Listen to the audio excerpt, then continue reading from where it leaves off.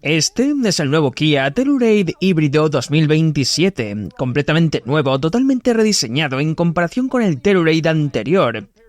Y es realmente impresionante.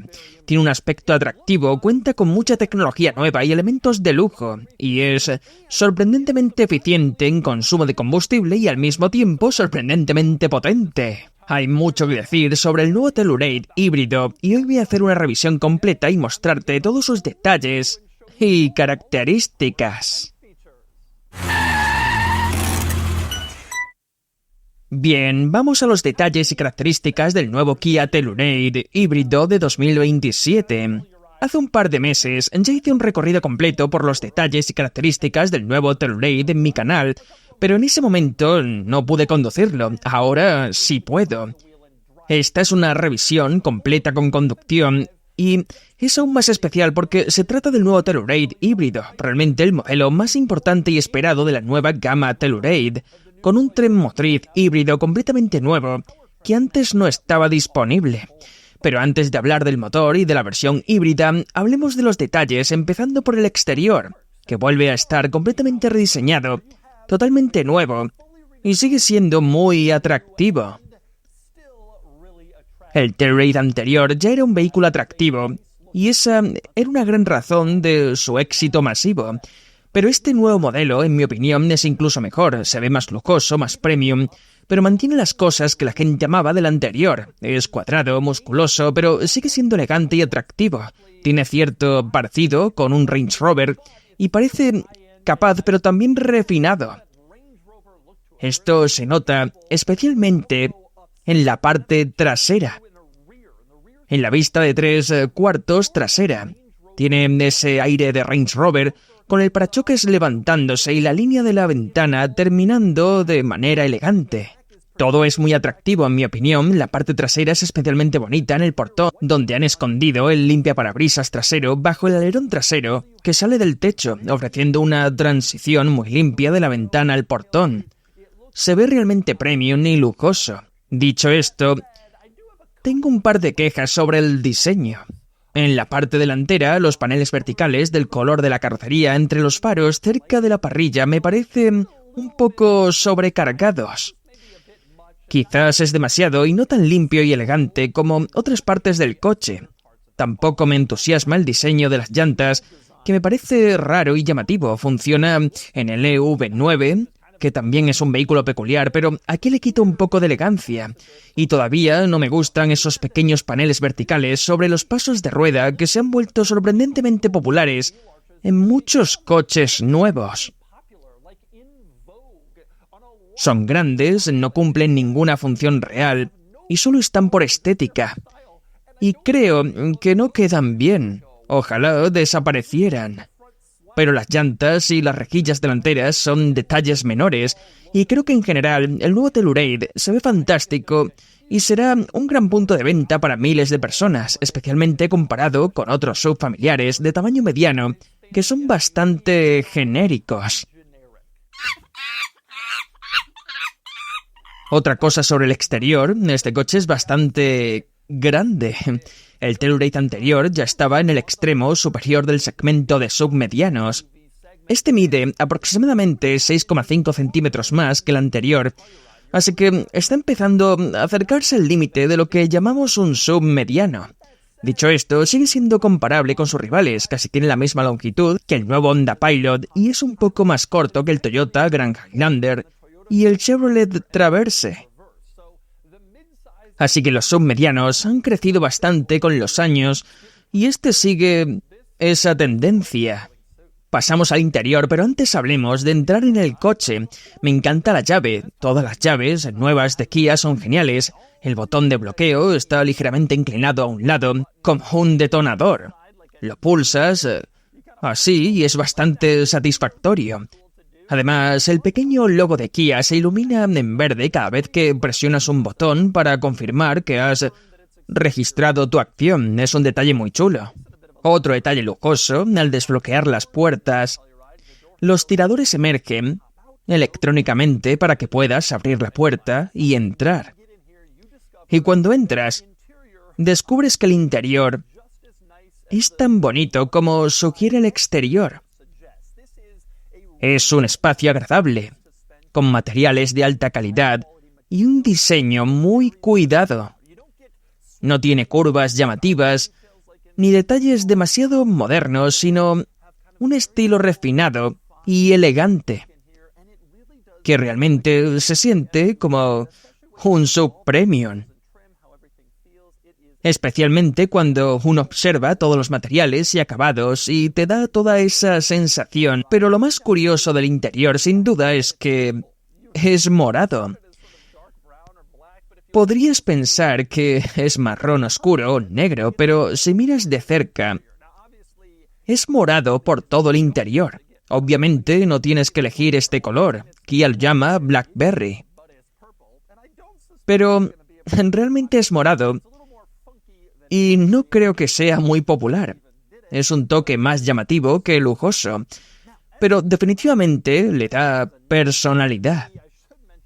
Hablemos del precio. Este es el Telluride híbrido tope de gama, modelo SX Prestige, que parte de unos $57.000. Y este en particular supera ligeramente los $60.000.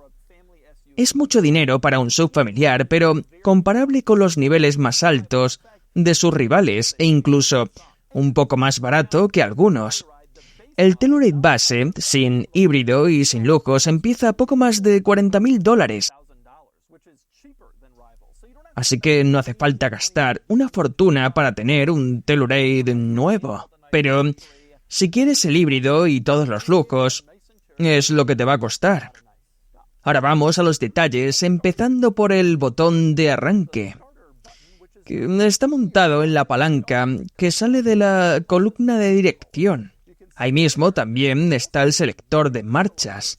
Girando el extremo hacia adelante pasas a conducción y hacia atrás a marcha atrás. Neutral en el centro y el modo P está en un botón al final. Es un selector de marchas poco ortodoxo, pero al colocarlo aquí se libera espacio en la consola central, que se aprovecha, la verdad es que muy bien. Hay dos bases de carga inalámbrica para el conductor y de acompañante. Y además tenemos mucho espacio de almacenamiento. Portavasos también dispone de un compartimento de almacenamiento en el centro, debajo del reposabrazos, como la mayoría de los coches. Y debajo de todo esto hay otro compartimento de almacenamiento donde puedes guardar más cosas si quieres, así que la consola central es bastante práctica en cuanto a guardar cosas. También vale la pena mencionar la consola central, que como puedes ver en la parte inferior hay 3 puertos USB tipo C independientes para la carga. Bueno, 2 de ellos son para cargar y uno de ellos se conecta al sistema multimedia. Justo encima se puede ver los 2 interruptores físicos para el control de climatización, lo cual es práctico y muchos fabricantes de coches están trasladando los controles de climatización a una pantalla y aquí encontrarás interruptores para las funciones más usadas, como cambiar la temperatura, la velocidad del ventilador. Sin embargo, si deseas realizar otros ajustes o ver cuáles son esos ajustes, tendrás que consultar una pantalla que está montada entre el panel de instrumentos y la pantalla central de multimedia. En realidad es muy buena idea de poner una pantalla separada para los controles del climatizador, porque esa pantalla nunca se apaga. No importa en qué menú te encuentres ni en la pantalla que sea, el climatizador siempre estará ahí mostrándote la información en el mismo lugar. Es como la mejor alternativa a no tener botones físicos. Pero el inconveniente es que queda parcialmente tapada por el volante, así que hay que inclinar un poco la cabeza para poder ver la pantalla correctamente. Hablando de los controles de climatización, también me encanta que los asientos calefactables y ventilados sigan teniendo sus propios botones en la puerta. Y curiosamente, el volante calefactable también se controla desde la puerta. Además, el asiento del conductor tiene función de masaje, que realmente es un lujo muy agradable de tener, aunque vayas en un coche como este. Otro detalle interesante: en la puerta del acompañante hay un código QR que muestra la información sobre los materiales sostenibles del interior y el compromiso de Kia con el medio ambiente. Y cómo este interior no está hecho solamente de cosas horribles que no te gustan, cargándote el planeta. Bueno, más allá de las puertas, otro detalle es el espejo retrovisor. También es especial, puede funcionar como cámara trasera para ver detrás sin que los pasajeros bloqueen la visión. Así no tendrás que mirar entre todos los pasajeros ahí atrás. Y es una excelente medida de seguridad y me alegra que cada vez más coches la tengan. Y ya que estamos hablando de pantallas, hablemos de las pantallas principales del coche, empezando por la pantalla central del sistema multimedia, que diría que es realmente buena. Me encanta la tecnología de multimedia de Hyundai Kia, todo funciona maravillosamente bien. Es intuitivo, responde rápido y es fácil de entender. El tamaño de la pantalla es pequeño en comparación con lo que tienes en otros vehículos. Aún así, es muy fácil de usar y muy práctica. Y tiene algunas funciones interesantes, incluyendo probablemente mi favorita, algo llamado State Mode, que es específico del Telluride Hybrid. Si lo activas y si la batería del sistema híbrido está cargada, que se carga simplemente conduciendo, puedes quedarte dentro del coche y mantener todos los accesorios encendidos, el climatizador, la música, sin tener el motor en marcha, lo cual es una idea bastante buena. Si estás esperando a tus hijos en el entrenamiento de fútbol o en la salida del colegio, puedes quedarte sentado en el coche con el aire acondicionado y escuchando música sin desperdiciar combustible, y eso está muy bien. También me gusta que este sistema de multimedia tenga controles físicos situados debajo de la pantalla. Así que si alguna vez estás metido en algún menú profundo y te pierdes y no sabes cómo volver, siempre tienes esos controles abajo que te llevan fácilmente a lugares familiares como la pantalla de inicio, el mapa, la búsqueda, etc. Todo funciona bastante bien y también me gusta el sistema de cámaras de aparcamiento. Si te estás acercando a algo o estás en un espacio estrecho, simplemente pulsas este botón y aparece instantáneamente el sistema de cámaras, lo que hace la vida más fácil y no tienes que meterte en algún menú dentro de la pantalla para encontrar las cámaras, porque está ahí con solo pulsar un botón. En cuanto a la pantalla del cuadro de instrumentos, está bien, me gustaría que fuera más configurable y no entiendo por qué Hyundai y Kia no permiten aquí un modo con múltiples paneles donde tengas el mapa a un lado, la música en otro y el teléfono, y no hay tanta capacidad de personalización, lo cual en cierto modo derrota el propósito de tener un cuadro digital, pero así es como es la situación por aquí. Dicho esto, esta pantalla del cuadro tiene una de mis funciones favoritas de los coches modernos, que es el sistema de cámara de ángulo muerto. Si pones el intermitente, aparece una cámara mostrando el ángulo muerto en la dirección hacia la que señalas, mostrando lo que hay ahí, y hace que cambiar de carril sea mucho más seguro porque te muestra una imagen muy clara para que sepas si es seguro cambiar de carril. La última cosa interesante aquí, delante, es que este Telluride Hybrid en concreto está equipado con el paquete Executive, que permite que los asientos se reclinen, como puedes ver aquí, incluyendo un reposapiernas que se despliega automáticamente y así puedes reclinarte y echarte una siesta. Obviamente, no mientras el coche está en marcha, pero si estás aparcado con el State Mode activado, con el climatizador y la música funcionando, puedes reclinar el asiento y es una experiencia realmente lujosa como parte de ese paquete Executive. Y no son solo los asientos delanteros los que tienen esa función. Con ese paquete Executive, los asientos traseros también la tienen. Pulsas este botón en el lateral y puedes ver cómo los asientos traseros también se reclinan. Así que tanto delante, conductor y pasajero, como detrás, todos los asientos pueden reclinarse si estás aparcado en algún sitio y quieres echar una pequeña siesta. Eso está bastante bien. De hecho, hay bastantes trucos interesantes y funciones curiosas aquí detrás, empezando por la hebilla del cinturón iluminada. Cuando entras al coche por la noche, siempre es un poco difícil encontrar dónde enganchar el cinturón. Aquí las hebillas están iluminadas, lo que hace mucho más fácil encontrar dónde abrocharlo y me encanta esa función. También me gusta esta bandeja extraíble, que puede usarse como una pequeña mesa. Si llevas a tus hijos a algún sitio y tienen un bocadillo o algo así, o una bebida, esta bandeja se puede usar para eso. Es una función bastante útil y la parte superior de la bandeja se puede plegar hacia atrás para revelar que debajo hay un compartimento de almacenamiento, básicamente un pequeño cajón extraíble, que también es una buena función para que los pasajeros traseros tengan su propio espacio de almacenamiento. También me gustan los dos portavasos individuales situados aquí en la parte trasera de la consola central delantera. Colocarlos ahí significa que no tienes que ponerlos entre los asientos, lo que permite mantener este pasillo libre para que la gente pueda pasar entre los asientos y acceder a la tercera fila, lo cual está bien. Otras cosas interesantes aquí detrás, puedes ver que hay asientos traseros calefactables y también ventilados, lo cual es una característica de lujo muy buena para los pasajeros de la segunda fila. También en la puerta hay un monitor de ángulo muerto montado en la propia puerta. Esta luz se encenderá y parpadeará si abres la puerta y viene algo, lo que puede ayudar a evitar accidentes o lesiones, y es una buena función. También en la puerta hay una cortinilla para el sol, solo tienes que levantar este pequeño soporte y engancharlo en su sitio, y ya tienes la cortinilla. Está bien que esté integrada. Aquí detrás también tienes puertos de carga, puedes ver un puerto USB tipo C en la parte trasera de cada asiento delantero, así que hay 2 puertos en total y también tienes controles de climatización traseros, aunque están situados en el techo. Eso está bien porque libera espacio aquí abajo para esa bandeja de almacenamiento que te enseñé, pero la desventaja es que puede quedar fuera del alcance de algunos pasajeros traseros más pequeños. Los principales conductos de aire también están en el techo, lo cual es útil si tienes un bebé o un niño pequeño en una silla porque el aire puede caer directamente sobre ellos, pero a algunas personas quizá no les gusta tener el aire soplando directamente a la cara cuando están sentados atrás y preferirían salidas de aire más tradicionales. En cuanto a la tercera fila, hay varias cosas interesantes. Número 1, el acceso a la tercera fila. Como mencioné antes, puedes entrar pasando por el pasillo entre los asientos de la segunda fila o puedes pulsar ese botón en el lateral del asiento de la segunda fila y como ese asiento es eléctrico tarda un poco en moverse para apartarse, pero sí que se aparta.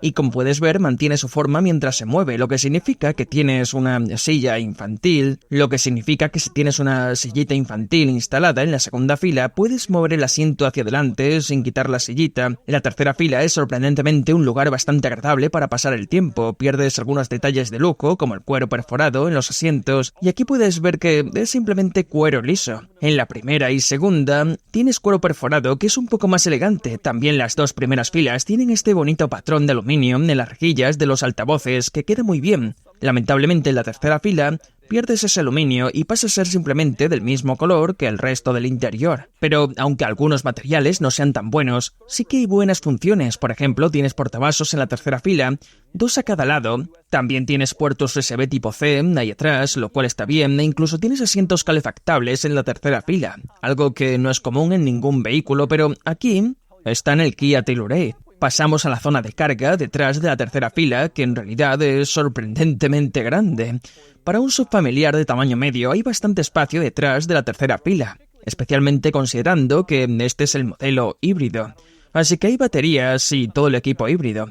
Aún así, han hecho un buen trabajo manteniendo el espacio de carga, incluyendo un pequeño compartimento bajo el suelo para guardar cosas que quieres mantener privadas o quizás objetos frágiles que no quieras que se muevan. Algunas curiosidades interesantes en la zona de carga. Para empezar, tienes un enchufe doméstico aquí detrás, lo cual es genial. Siempre prefiero tenerlos en el habitáculo para pasajeros, donde la gente pueda enchufar cosas fácilmente, pero simplemente tener uno en el vehículo ya está muy bien. Los cargadores USB están bien, las tomas de 12 voltios también, pero nada supera a un enchufe doméstico. Hablando de 12 voltios, también tienes uno aquí detrás, en el otro lado. Si todavía tienes accesorios de 12 voltios, puedes conectarlos aquí. Algo bastante curioso del coche. Este es el Telluride, con el acabado más alto, unos $60.000, y tiene asientos de tercera fila que se pliegan manualmente. Para plegarlos, tienes que tirar de esa pequeña correa y luego empujar el asiento hacia abajo. Y tengo que decir que me encanta. Después de haber pasado bastante tiempo con asientos de tercera fila eléctricos, son molestos y tardan muchísimo en plegarse. Muchas veces se bloquean porque detectan algo a 1 centímetro del asiento y dicen no podemos seguir, y vuelven a levantarse. Es mucho más fácil plegar los asientos con una simple correa. Tarda 1 segundo como mucho y me gusta que lo hayan incluido. En realidad es más práctico para familias, aunque no sea tan lujoso. Dicho eso, como los asientos de la segunda fila son eléctricos, puedes plegarlos desde aquí atrás y volver a levantarlos también desde aquí, lo cual está bastante bien. Creo que esa es la combinación perfecta, eléctrico para la segunda fila, porque no puedes alcanzar esos asientos fácilmente, y manual para la tercera fila porque la vas a usar mucho y pulsar un botón sería más lento. Y finalmente pasamos a los motores, que en un subfamiliar de tamaño medio normalmente no son gran cosa de la que hablar, pero aquí sí que importa, porque este es el primer Telluride híbrido de la historia.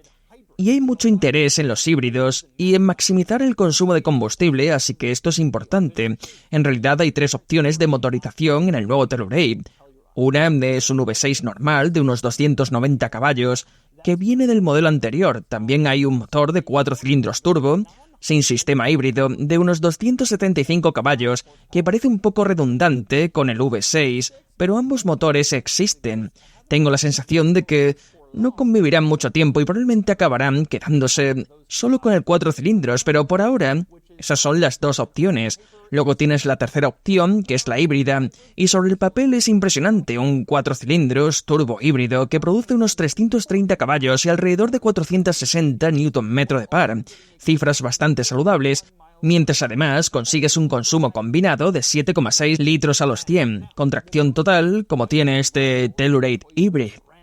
Ahora bien, el rival híbrido más cercano es el Toyota Grand Highlander, que ha sido un auténtico éxito, muy popular y que se está vendiendo muy bien. Sin embargo, la situación de las motorizaciones ahí creo que no es tan buena. El Grand Highlander híbrido más eficiente llega hasta unos 6,9 litros a los 100 combinados, que es menos consumo que este, pero lo hace con un motor de 245 caballos que parece completamente superado por un vehículo relativamente grande como ese. Es un precio bastante alto que pagar incluso en un subfamiliar donde el rendimiento no es la prioridad, solo para conseguir ese consumo.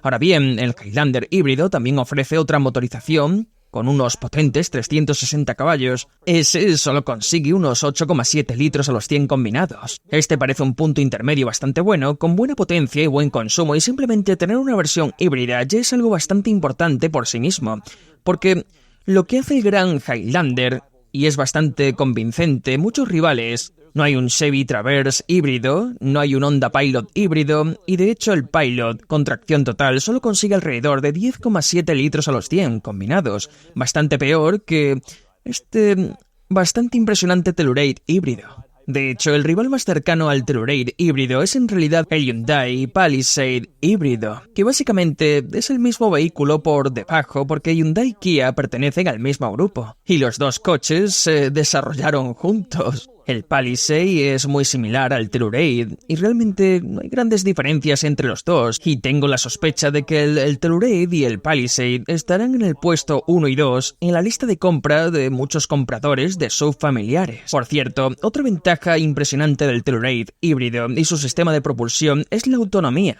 Kia me dijo que querían maximizar la autonomía, la distancia que puedes recorrer entre repostajes, y el resultado es un depósito de combustible grande y una autonomía total que se acerca a 965 kilómetros en condiciones óptimas, lo cual es realmente impresionante para un sub mediano pensado para viajar por carretera.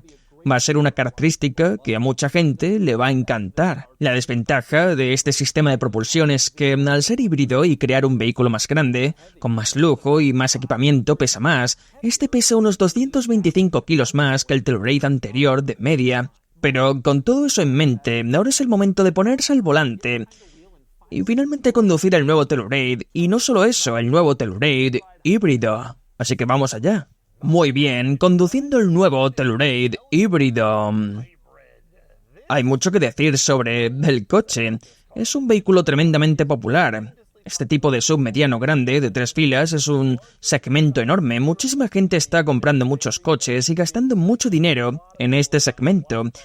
Y hay muchas cosas que decir sobre este coche. Voy a empezar con las dos cosas que me gustan del coche desde el puesto de conducción. La primera, se siente grande y sólido. Creo que mucha gente en este segmento quiere esto. Quieren sentir que están conduciendo algo que es sustancial en la carretera, que es seguro para su familia, que les da una posición de conducción alta y erguida. Y este coche tiene esa sensación. Y sinceramente creo que tiene una sensación más sólida, casi de coche de lujo, que muchos rivales no tienen. El Palisade también se siente así, por supuesto, y es un vehículo muy similar, pero comparado con el Pilot, comparado con el Highlander, este se siente más sólido, no necesariamente quiero decir mejor construido, porque no estoy seguro de que sea eso exactamente, pero tiene una sensación muy sólida, muy asentada en la carretera, y es como si estuvieras conduciendo uno de lujo. En cuanto a la otra gran cosa, este coche es cómodo, es realmente muy cómodo, y eso va de la mano con esa sensación de solidez, pero va más allá, simplemente se siente muy agradable aquí dentro, y creo que otra vez, de una forma que sus rivales no consiguen. El Grand Highlander, el Pilot, el Explorer, todos son SUV muy buenos, pero se sienten más como vehículos generalistas que este. Este definitivamente tiene más sensación de SUV de lujo, tiene ese aspecto y también tiene esa sensación y es muy cómodo. Paso por baches y me sorprende lo bien que los absorbe y lo suave que es la conducción. El coche no se descompone, no tiene balanceos ni asperezas. Realmente es una experiencia muy sólida, cómoda y lujosa, más que otros vehículos de su categoría.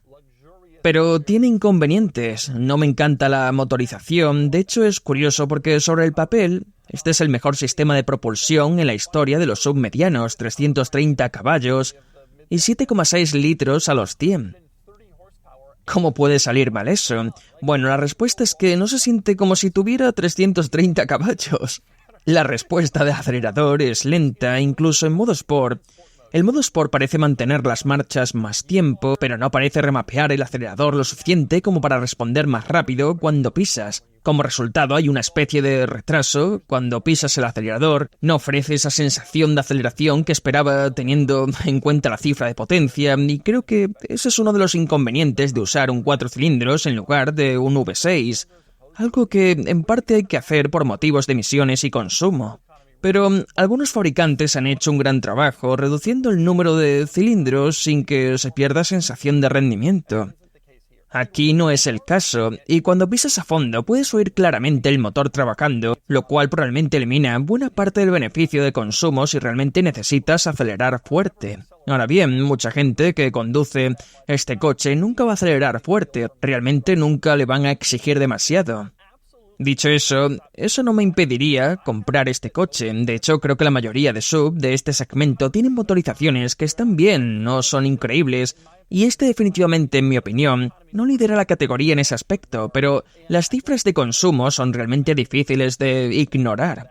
Y no creo que la dinámica de conducción o la aceleración rápida sea algo que le importe demasiado a la gente, y desde luego no importa más que la sensación de lujo y comodidad del coche, su solidez, su tamaño, la posición de conducción y por supuesto la tecnología. Hay tantas ventajas en el coche que esa característica concreta no tiene que ser líder en todo. Y en ese sentido, si lo comparas con sus rivales, hay muchas cosas buenas que decir del coche, realmente muy agradable de conducir. Si el motor tuviera un poco más de respuesta y especialmente un poco más de fuerza, a bajas revoluciones, creo que este coche sería básicamente el submediano perfecto. Ha crecido un poco, pesa un poco más y creo que eso probablemente contribuye a esa sensación de que no es tan potente como dicen las cifras. Pero este coche es simplemente fantástico en casi todo y además no es exageradamente caro. Pensarías que si compras un coche tan cómodo, con este aspecto y con este nivel de tecnología, estarías pagando más, casi al nivel de Audi. Pero no es así. No estás pagando más, básicamente estás pagando lo mismo o incluso menos que algunos rivales directos como el Explorer o el Grand Highlander por un coche que creo que es mejor en muchos aspectos e igual de bueno en los demás. Si yo estuviera buscando un SUV mediano como este coche estaría absolutamente en lo más alto de mi lista. El único rival realmente cercano es el Hyundai Palisade. Y en ese punto la decisión probablemente se reduzca a la experiencia con el concesionario. Por lo demás, estos dos vehículos están claramente muy cerca de lo más alto del segmento y creo que se puede argumentar perfectamente que son los líderes del segmento. Y así, es el nuevo Kia Telluride Hybrid de 2027. Es un SUV realmente impresionante, con un gran interior, mucho lujo, buena tecnología y un rendimiento sorprendentemente bueno, junto con un consumo excelente. Hay muchas cosas que me gustan aquí. Y si estás buscando un SUV familiar, este tiene que estar en tu lista. Y ahora es el momento de darle al nuevo Telluride Hybrid una puntuación. Empata con el igualmente excelente nuevo Hyundai Palisade, básicamente por delante de todos los demás. Todavía no he probado el Toyota Grand Highlander, lo cual es una pena, pero está bastante claro que el Palisade y el Telluride son los líderes en este segmento. El que prefieras probablemente dependerá del motor, el acabado que elijas e incluso cosas como la cercanía del concesionario o el color que te guste. El Jeep Grand Cherokee empata con estos dos en la puntuación total, pero queda más alto en la categoría de fin de semana, principalmente por su capacidad todoterreno. Si no te interesa eso, probablemente encontrarás que el Telluride y el Palisade son mejores para el uso diario como coche familiar.